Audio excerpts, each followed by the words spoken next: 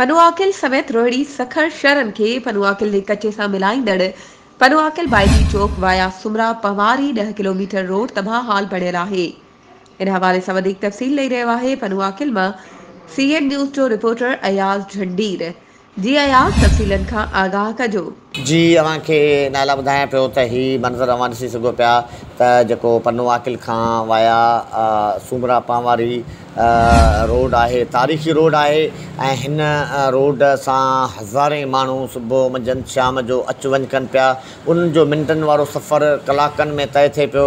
केतिरा ई माण्हू उन रोड जी तबाह हाली सबबु हादसनि जो शिकार बणिजनि पिया ऐं केतिरियूं ई औरतूं जेके डिलीवरी लाइ इलाज लाइ अचनि पियूं या त रस्ते में दम ॾियो छॾनि पियूं या त उहे रस्ते में ई डिलीवरी करे छॾनि पियूं।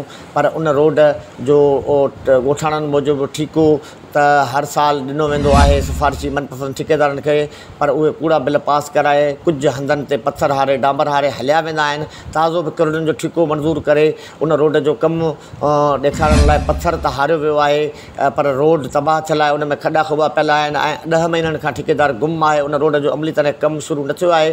ॿियो वॾो मामिलो ॻोठाणनि इहो चयो आहे त उन ॻोठ खे यूटर्न ॾेई वरी क़ौमी शाहराह तरफ़ हिकु फैक्ट्री खे फ़ाइदो ॾियण लाइ गंडोखरी फाटक तरफ़ आंदो वञे पियो। मेहरबानी अयाज़, तफ़सीलन खां आगाह करण जे लाइ।